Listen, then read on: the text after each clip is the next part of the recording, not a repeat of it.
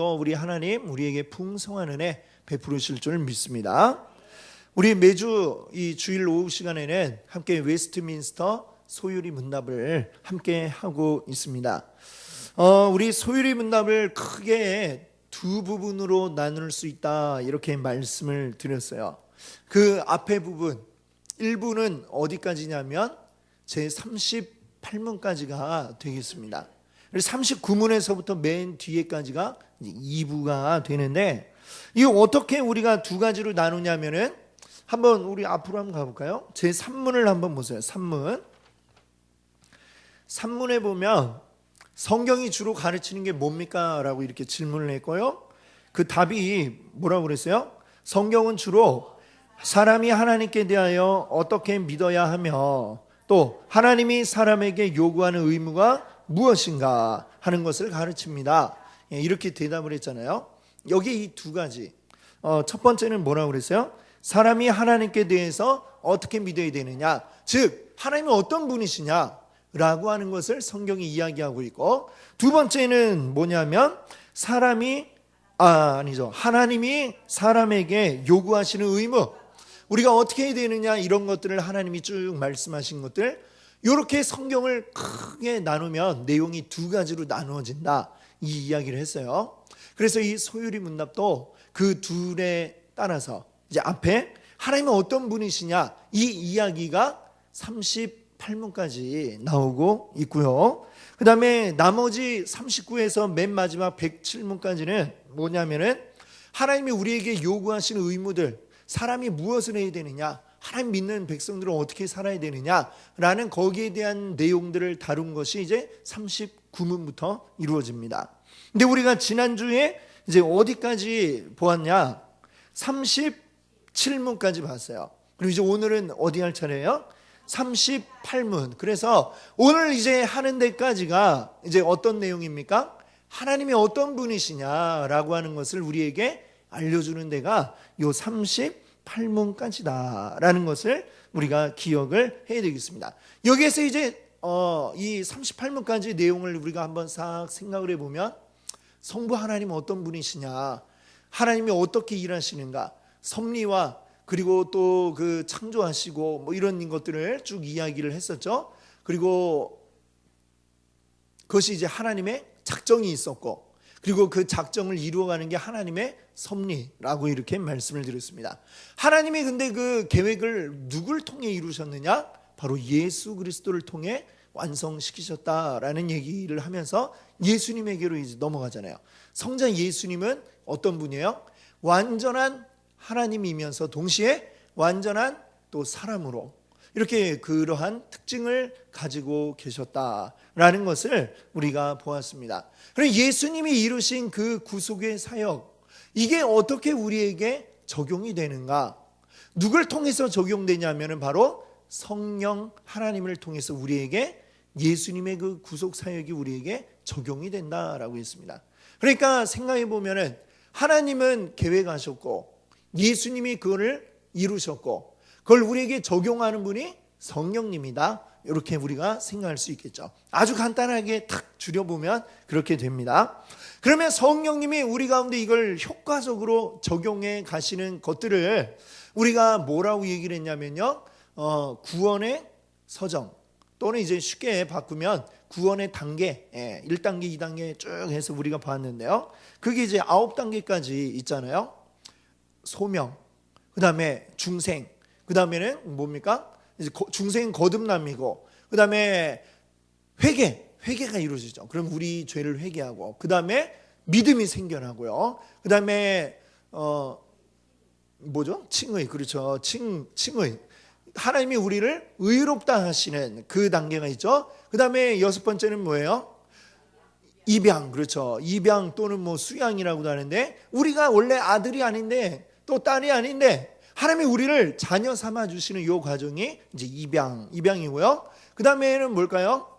성화. 그 다음에는 우리가 아들이 됐으니까, 자녀가 됐으니까 자녀답게 이제 변해가는 것입니다. 변해가는 과정, 그것을 성화라고 했고, 그 다음에 성화 다음에는 우리 힘으로 또 부족하니까 주님이 어떻게 해주세요? 앞에서 끌어주는 거죠. 끌어가는 거. 우리가 차가 이렇게 막 끌고 가면 그 뭐라고 그래요?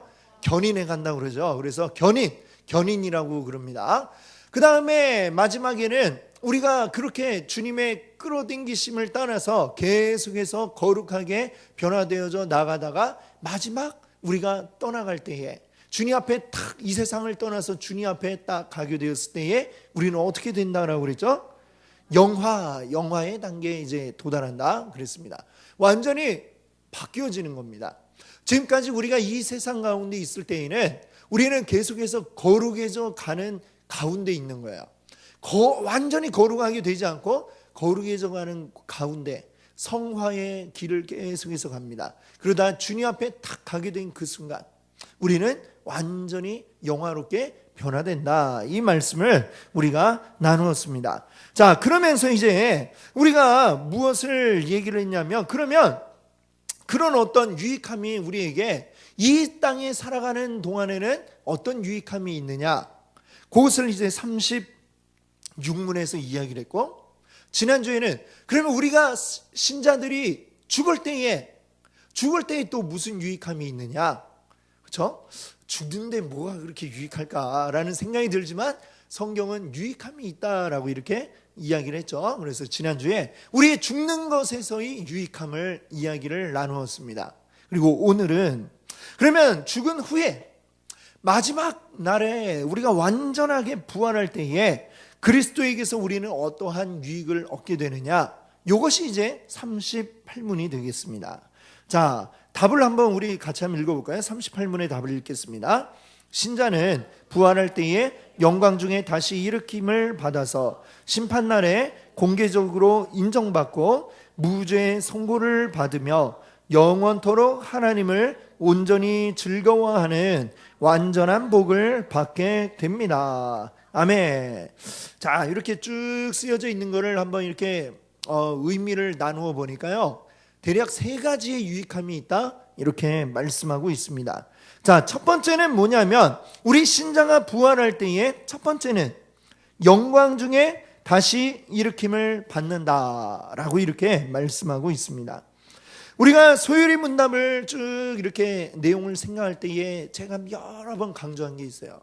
우리가 구원받는 이 모든 과정들이 다 누구에 의해서 되는 거라고 그랬어요? 내 힘이 거기에 개입이 됩니까? 안 됩니까? 내 힘은 전혀 개입이 되지 않고 오직 주님의 힘으로, 우리 하나님의 능력으로만 우리 구원이 이루어진다라고 이렇게 말씀을 드렸습니다. 모든 우리 구원에 이루어지는 처음부터 마지막까지 모든 과정들이 다 하나님에 의해서, 하나님의 계획과 예수님의 그 역사하심과 그리고 성령님이 적용시키는 이 모든 과정들을 통해 우리에게 적용이 되어서 우리가 구원받게 되는 거지, 나에게 어떤 내가 조금이라도 나의 힘이 개입될 소지는 없다라는 이러한 말씀을 드렸습니다. 자, 오늘 여기 이제 어떤 상황을 얘기하고 있어요? 우리가 부활할 때에, 자, 부활할 때에도 어떤 유익함을 얻느냐, 그 유익함을 얻는 과정도 역시 내가 뭔가를 할 수 있는 게 아니라 하나님의 능력으로 이 모든 것들이 이루어진다라는 사실을 우리가 기억을 해야 되겠습니다. 부활 때가 되면은 땡땡땡땡 종치면은 막 벌떡 일어나게 되는 이런 것이 아니고, 우리가 부활을 한다라는 것, 이것도 역시요, 내 의지와 상관없이 주님이 우리를 부활시켜 주신다라는 것을 기억해야 되겠습니다. 자, 이것을 대요리 문답, 우린 지금 소요리 문답을 보고 있는데요, 대요리 문답에 보면 이 부분이 좀 더 자세하게 설명이 되는데, 이걸 어떻게 설명하고 있냐면요, 육신이 영혼과 다시 영원히 연합한다, 이런 표현을 사용하고 있습니다. 자, 지금 우리 영혼과 육신이 지금 우리는 결합되어 있는 상태잖아요, 그렇죠? 네, 우리에게 보이지는 않지만 영혼이 지금 우리 안에 깃들여 있습니다. 근데 죽을 때 어떻게 돼요? 이게 빠이빠이 하고 이제 분리가 되잖아요, 그렇죠? 몸은 이 땅에 남아 있고 우리 영혼은 이제 어디로 가냐면 낙원에 이른다라고 이렇게 예수님이 그 십자가에서 옆에 있던 강도에게 오늘 내가 나와 함께 낙원에 이르리라, 이 말씀하셨죠. 우리 영혼이 죽으면 가게 되는 그곳을 낙원이라고 이렇게 말씀을 하셨어요. 그런데 우리 몸은 어떻게 되어 있습니까? 영혼은 떠나가고 우리 몸은 죽은 채로 이 땅에 남게 되는 것이죠. 자, 우리가 기억해야 될 게 있습니다. 세상은 죽으면 끝이라고 생각을 하잖아요. 아니면 또 다른 어떤 종교를 가진 사람들은 또 다른 윤회라고 그래갖고 뺑뺑 돈다 이렇게 생각을 하기도 하고, 아니면 영혼이 구천을 떠돈다 이렇게 생각을 하기도 하는데, 자, 많은 사람들은 그냥 죽음 끝이지 죽은 뒤에 뭘 그것까지 걱정을 하냐 이렇게 얘기하는 분들이 많이 있습니다. 그래서 우리 흔히 하는 말로 죽기 아니면 까무러치기 이런 얘기도 하잖아요. 그 얘기는 뭐예요? 하여튼 죽기 아니면 살기. 그래서 죽든지 살든지 일단 죽음 이유는 생각 안 하고 하여튼 막 덤벼보겠다 이렇게 이야기를 하는 게 죽기 아니면 까무러치기 이런 얘기인데, 이 세상에서 우리가 한 번 죽으면 끝이라고 생각하는 사람들의 입장에서 우리 그리스도인들을 본다면은 우리만큼 답답한 사람들이 없을 거예요. 그렇죠? 그분들이 우리를 볼 때는 아유 답답하다 아마 이런 생각을 하실 겁니다.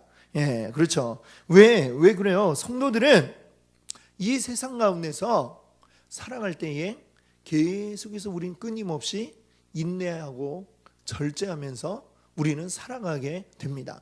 성경에 9가지 열매가 있잖아요. 성경에 9가지 열매 뭐가 있습니까? 사랑과 희락과 화평과 그 다음에 오래 참음과 자비와 양성과 충성과 온유와 마지막에 절제. 예, 오래 참는 것도 힘든데 거기다 또 절제까지 하면서 이게 성령이 우리 안에 오면 이런 것들이 우리에게서 나타난다라고 이렇게 이야기를 하고 있습니다. 우리 그리스도인들은 주의 성령이 우리 가운데 오실 때에 우리 삶에 나타나는 열매들이 이런 것들이에요. 사랑도 나타나고, 사랑만 생각하면 좋은데 오래 참아야 되고 또 인내해야 되고 절제해야 되고 이런 것들이 함께 동반이 된다라고 하는 것입니다. 고통스러운 것도 참아내야 되고 하고 싶은 것도 절제해야 되고, 이런 것들을 견딜 때 그게 열매를 맺었다. 성령님이 내 안에 계시는구나. 우리는 그런 것들을 통해서 성령님이 내 안에 계신지를 확인을 한다라고 하는 것이죠. 그걸 보면 정말 세상 사람들이 볼 때는 답답하네. 뭘 그렇게 참아? 어차피 한 번뿐인 인생 즐기지 뭘 그렇게 참냐, 절제하냐 라고 이렇게 비웃는 것이 이 세상이고, 그들은 우리를 볼 때 정말 어리석다라고 이렇게 이야기를 할 것입니다. 만약에 정말로 이 세상 끝나고 끝이라면 우리가 제일 억울하겠죠. 그렇죠? 예, 제대로 누리지도 못했다라고 생각을 할 것이고, 그게 정말 정말 좋은 건지는 모르겠습니다만 어떤 쾌락의 끝을 추구한다든지 우리는 그렇게 하지 않고 자꾸만 이제 나를 절제하고 그렇게 참고 이런 것들을 우리 생활 속에서 이루어가고 있다라고 하는 것입니다. 우리가 믿는 것은 뭐냐면 이 세상이 끝이 아니라고 하는 것을 우리는 믿는 것입니다. 죽음이라고 하는 게 우리의 모든 것이 다 끝나는 순간이 아니라고 하는 것을 우리는 믿기 때문에 이 땅 가운데서 절제라는 것도 하고 우리는 인내도 하고 그렇게 살아가는 것입니다. 우리 성도들에게 죽음이란 무엇이냐? 그냥 이 세상과의 이별, 빠이빠이 하고 이 세상하고 잠시 떠나가 있는 그것이 우리에게 죽음이다.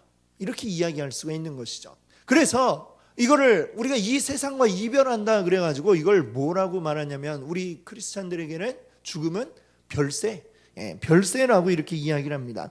이 세상과 이별을 한다 그 말이죠.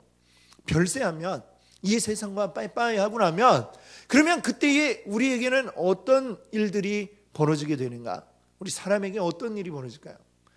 아무도 죽어보지 않았기 때문에 정확히 우리가 알기는 어렵지만, 그러나 성경이 이야기하고 있는 바에 의하면 우리 영은 낙원에 가게 되고요. 그리고 우리의 몸은 이 세상 가운데 남아 있습니다. 남아 있는데 형태는 조금 바뀌어질 수가 있겠죠. 지난주에도 말씀드렸지만 우리가 화장을 한다든지 아니면 그냥 이 몸 그대로 땅에 묻었다 하더라도 그대로 있는 게 아니잖아요. 시간이 지나면 몸이 다 썩어버리고 그래서 뼈만 남게 되고 그것도 오랜 시간이 지나면 또 다 이렇게 바스라져 버리는 그것이 바로 우리의 육신이 되겠습니다. 하지만 어떤 형태가 되었든지 이 세상 가운데 우리의 몸이라고 하는 것은 뭐 형태가 바뀌고 한다 할지라도 어떤 형태로든지 이 세상 가운데 남아는 있을 것입니다. 그렇게 육신과 우리 영혼이 떨어져서 지내다가 이제 어느 때가 오냐면은 우리 주님이 이 세상 가운데 다시 오실 그날, 그 마지막 날에, 마지막이라고 하는 것도 이제 이 세상의 관점에서 마지막 때인 것이죠. 그 마지막 때에 어떤 일들이 벌어진다라고 성경은 이야기하냐면 이 땅에 살았던 모든 사람이 다 부활하게 된다라고 성경은 이야기합니다. 이 땅에 있는 모든 사람, 하나님 믿었든지 안 믿었든지 상관없이 모든 사람들이 다 부활한다 라고 이야기하죠. 그리고 그때에는 이별했던 우리의 몸과 우리 영혼이 다시금 만나게 된다. 그래서 아까 대요리 문답에 나왔던 그 문구가 뭐였어요? 육신이 영혼과 다시 영원히 연합한다라고 그랬죠. 자, 그때 다시 우리 모든 사람들이 부활하게 되고 그때 우리 영혼과 우리의 몸이 다시금 결합을 하게 되는 것입니다. 자, 그러면 그때에 우리의 몸이 이제 다시금 새롭게 이제 부활해서 만나게 되는데 그때 우리 몸은 어떤 상태일 것인가? 네, 그것을 짐작을 해볼 수 있는 것은 예수님이 부활하신 후에 그 몸의 상태를 우리가 설명한 부분들이 나오잖아요. 예수님이 분명히 우리와 같은 몸을 가지고 계셨습니다. 예수님의 영혼이 나타나고 우리 전통 그 무속신앙식으로 얘기해서 예수님 귀신이 나타나고 제자들을 만나신 게 아니라 분명히 예수님이 몸으로 부활해서요. 그 몸을 가지고 제자들과 만나서 내 손을 만져봐라. 손에 그 못자국이 있고 또 십자가에서 창에 찔렸던 옆구리에 손을 넣어서 만져봐라 하니까 구멍이 난 게 그 자국들이 여전히 있는 것을 다 제자들이 보았다는 거 아닙니까? 또 그뿐이에요. 같이 식사도 하셨어요.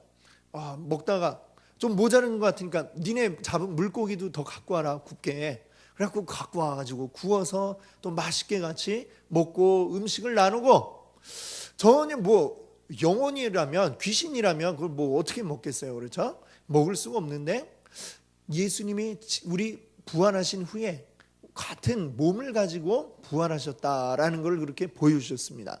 그러나 지금 우리의 몸하고는 또 다르다는 것을 또 보여주셨는데 말하자면 그런 거죠. 제자들이 막 두려워서 문을 다 꽁꽁 걸어 잠그고 집 안에 이렇게 있는데 아무도 똑똑 소리도 들은 적도 없고 문 열어준 사람도 없는데 예수님이 싹 나타나셔가지고 제자들을 만나셨다는 거죠. 예. 그게 어떻게 가능할까요? 예수님 몰래 막 지붕으로 막 해가지고 몰래 들어왔을까요? 아니면 땅 밑에 굴을 파가지고 들어왔을까요? 그게 아니라 예수님의 그 몸은 분명히 우리와 같은 육신이지만 그럼에도 불구하고 지금의 우리의 몸과는 또 좀 다른, 그래서 이렇게 집을 싹 벽을 통과해 들어오기도 하고 그런가 하면 순식간에 여기 있다가 저 멀리 갑자기 사라지기도 하시고 이러한 모습들을 우리에게 보여주셨다라고 하는 거죠. 그러니까 이런 몸, 우리가 나중에 부활하게 될 때에 주님이 다시 이 땅 가운데 오셔서 우리가 부활하게 될 때에 우리가 다시 영혼과 만나게 될 그 몸이라고 하는 것도 그런 식으로 변화가 될 것이다 라고 하는 그러한 소망을 또 우리가 가지게 되는 것입니다. 그렇게 해서 우리는 완전히 이전과는 다른, 그러나 영광 중에 우리가 일으킴을 받게 된다라고 하는 것을 우리가 소망을 가지게 됩니다.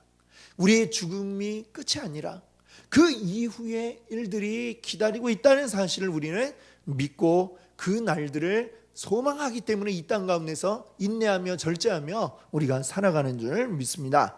아멘. 자, 그 다음에 신자들이 부활할 때 받는 두 번째 유익함에 대해서 오늘 38문의 답은 뭐라고 이야기를 합니까? 심판날에 공개적으로 인정받고 무죄 선고를 받으며 이렇게 말씀하고 있습니다. 자, 우리가 얻는 두 번째 유익함은 하나님께 인정받는다는 거예요. 거기다가 우리가 무죄 선고를 받게 된다라고 말씀하고 있습니다. 좀 전에 말씀드린 것처럼 이 세상 가운데서 우리 성도들은 하나님 말씀대로 온전히 살아갈 때에 세상 사람들의 눈에는 그렇게 어리석게 보일 수가 없고요, 바보처럼 보일 수가 없습니다.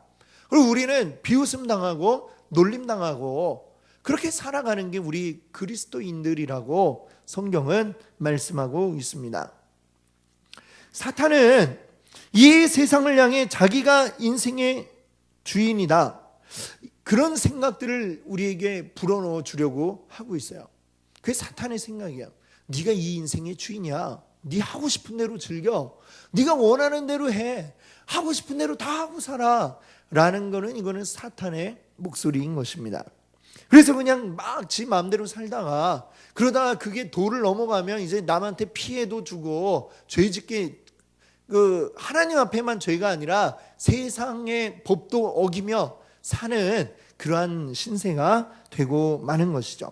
그런데 우리들은 그렇게 살지 않습니다.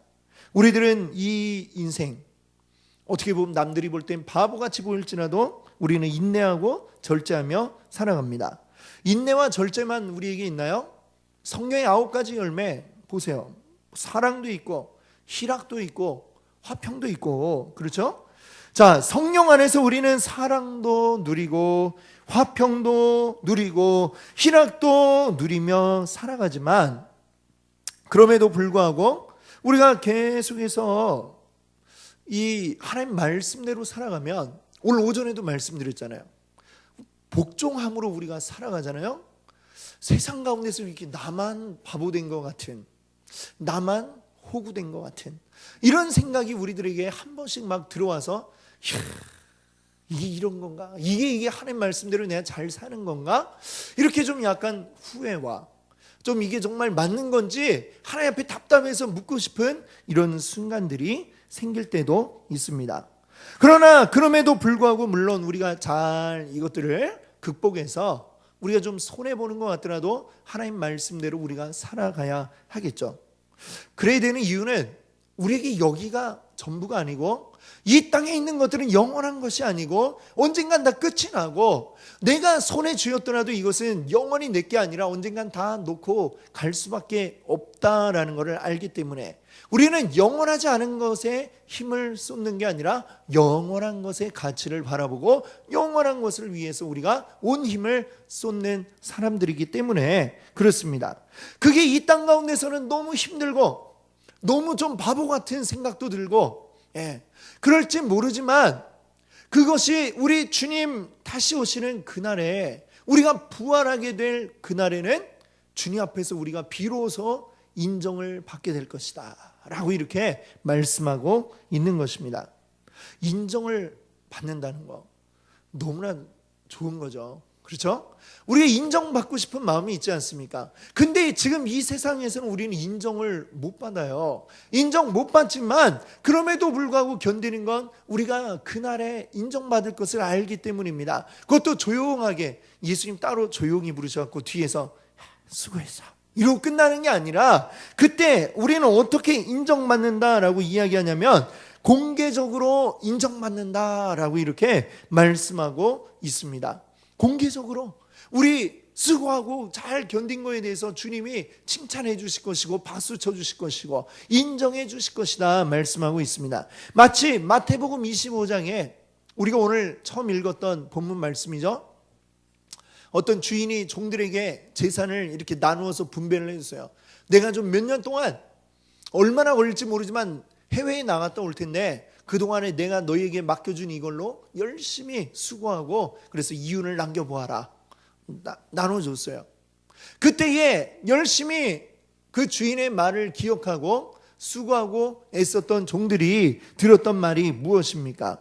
오늘 우리가 읽었던 그 말씀처럼 잘하였도다 착하고 충성된 종아, 내가 적은 일에 충성하였음에 내가 많은 것을 내게 맡기리니 내 주인의 즐거움에 참여할지어다.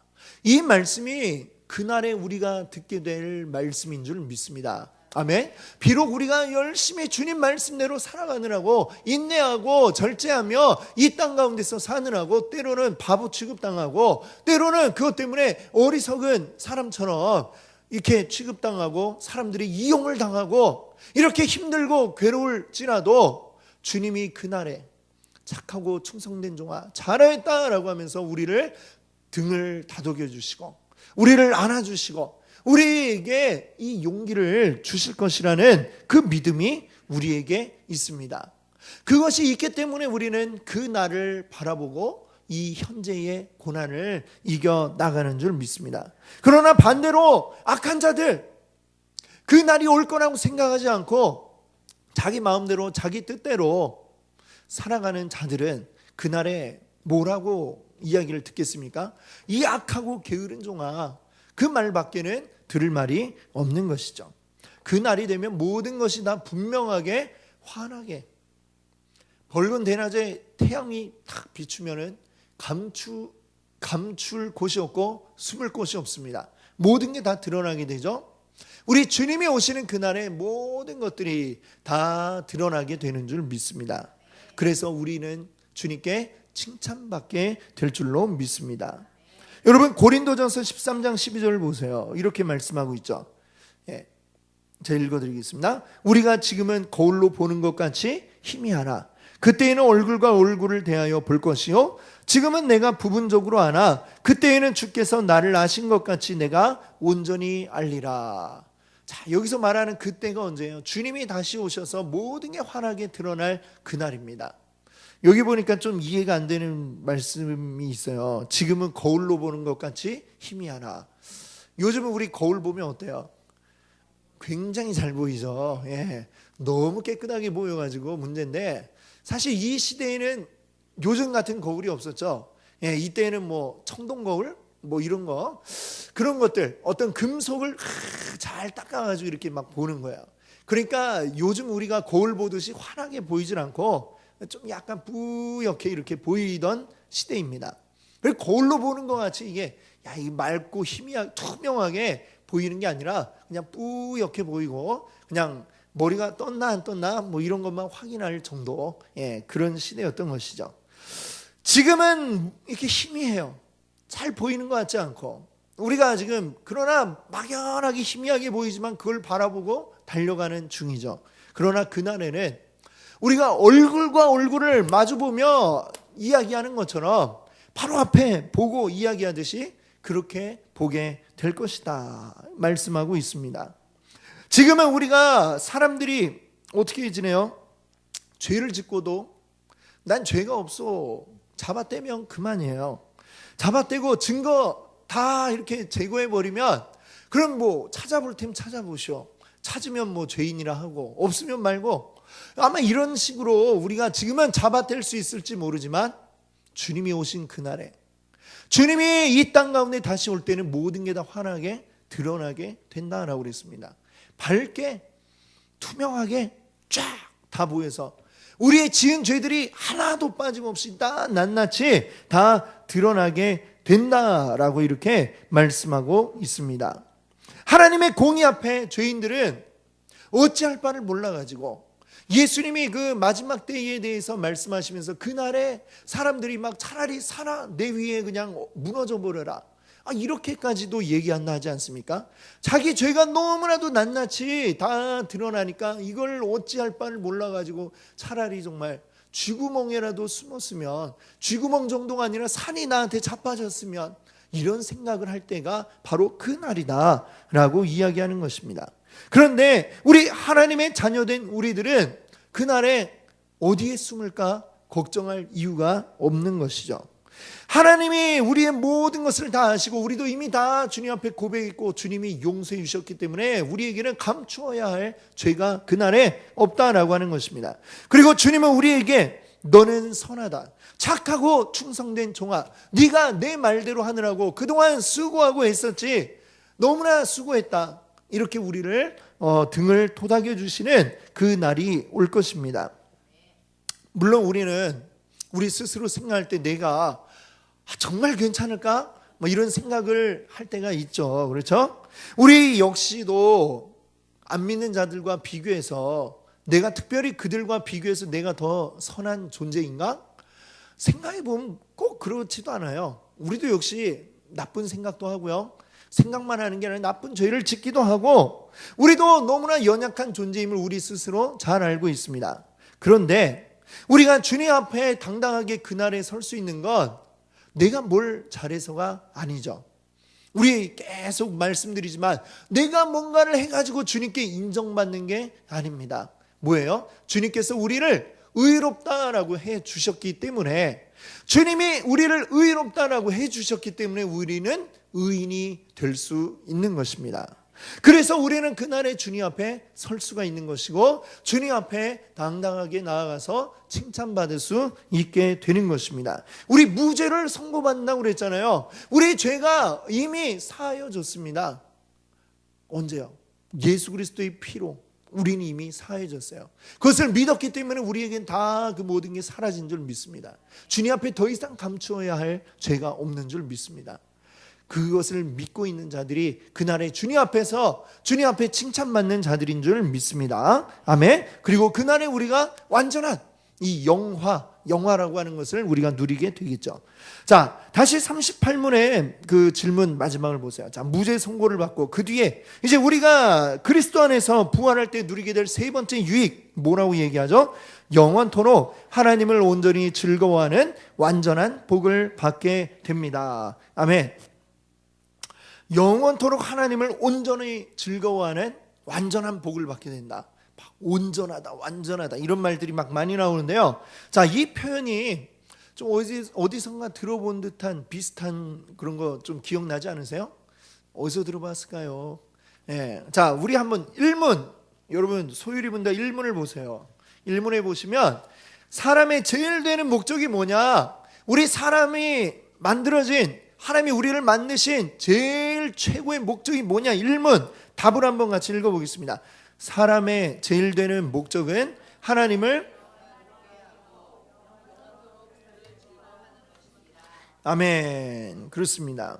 하나님을 영화롭게 하고 영원토록 그를 즐거워한다. 오늘 38문에서도 영원토록 하나님을 온전히 즐거워한다 라고 이렇게 이야기하고 있죠. 자, 그렇습니다. 우리 사람의 제일 되는 목적 하나님을 즐거워하는 거예요. 그러니까 우리가 부활할 때에 우리가 얻는 유익은 뭐예요? 우리 사람이 만들어진 그 목적에 합당하게 우리가 그때에 온전하게 우리 목적에 맞게 사용이 되어진다라고 하는 것이고 우리 사람이 만들어진 목적을 완전하게 이루게 된다 이렇게 이야기하는 것입니다. 이 세상에 있는 모든 것들이 다 목적이 있고 이유가 있어서 만들어지지 않습니까? 우리 주방에서 쓰는 칼, 그 칼들 만든 목적, 주방에서 맛있는 요리를 만들기 위해서 이 칼들을 만들었는데 이 칼을 조직폭력배가 탁 들고 사용을 한다. 그러면 그 칼은 어떻게 되는 거야? 제대로 자기가 만들어진 목적대로 사용이 되지를 않는 것이죠. 칼에게 감정이 있다면 내가 이러려고 만들어진 게 아닌데 아마 이런 생각을 칼이 할 겁니다. 그러면서 슬퍼하겠죠. 내 사람 위협하는데 무슨 사람에게 해코지하는데 그런 데 쓰이려고 만들어진 게 아닌데 왜 이렇게 됐나 그러면서 힘들어할 거예요. 이 칼에도 감정이 있다면 자기가 만들어진 목적에 맞게 주방에서 막 음식물을 만드는 데 쓰여질 때에 이 칼도 기뻐하겠죠. 우리 사람도 그렇습니다. 사람이 만들어진 그 목적대로 사용이 되고 사람이 만들어진 목적대로 우리가 이제 모든 걸 하게 될 때에 그때 우리는 가장 기쁘고 즐거울 수 있는 것이죠. 그래서 하나님을 즐거워하고 하나님을 온전하게 즐거워하는 이것이 우리에게 가장 행복한 순간인 줄로 믿습니다. 내가 존재하는 이유가 바로 그것 때문이다 말씀하고 있지 않습니까? 그리고 이 즐거움은 부활의 그 순간에 잠깐 와 기뻐요 즐거워요 하다가 뭐 한 하루 지나면 쓱 가라앉고 이런 즐거움이 아니라 영원히 즐거워할 것이라고 이야기하고 있습니다. 영원하게 누릴 이것을 그래서 뭐라고 표현을 했어요? 이거를 완전한 복이다라고 이렇게 설명을 했습니다. 복 중에 복, 최고의 복, 완전한 복이 뭡니까? 우리가 뭐 로또 당첨되는 게 이게 완전한 복이에요? 아니죠. 그런 것이 아니라 바로 우리가 영원토록 하나님을 온전하게 즐거워할 수 있는 그것이 우리에게 정말로 최고의 복이요, 우리가 누리고 싶어할 모든 우리의 완전한 복이다라고 하는 사실을 우리가 기억하기를 바랍니다. 아멘. 네. 자, 이렇게 우리가 이제 오늘 38문까지 내용들을 보았습니다. 이 38문까지 오면서 하나님이 어떤 분이시냐, 하나님이 어떻게 우리를 구원해 가셨느냐라고 하는 것들을 우리가 생각해 봤는데요. 이 하나하나가 한번 집에 가서 이렇게 하나하나 그동안 했던 것들 내용들을 다시금 떠올리시면서 한번 읽어보세요. 그러면 이게 또다시 우리에게 감동으로 밀려오게 될 줄로 믿습니다. 하나님이 얼마나 위대한 분이신지, 그리고 하나님이 우리에게 얼마나 큰 계획을 가지고 그 계획을 위해서 이 세상을 창조하셨는가, 또 우리를 얼마나 사랑하셨는가, 그 사랑 때문에 하나님이 얼마나 또 기뻐하시고 얼마나 즐거워하셨는가. 그런데 그러다가도 또 우리가 죄지어서 또 얼마나 슬퍼하셨을지 이것도 한번 우리가 생각해 보기 원합니다. 그러다가도 또 우리에게 참 이 큰 은혜를 베푸신 것, 우리가 이것을 기억하면서 하나님이 해오신 일들을 우리가 기억하면서 그것이 곧 우리의 기쁨임을 우리가 누릴 수 있기를 바랍니다. 우리가 이 땅 가운데 살아갈 때에 늘 말씀드리지만 인생에 굴곡이 있어요.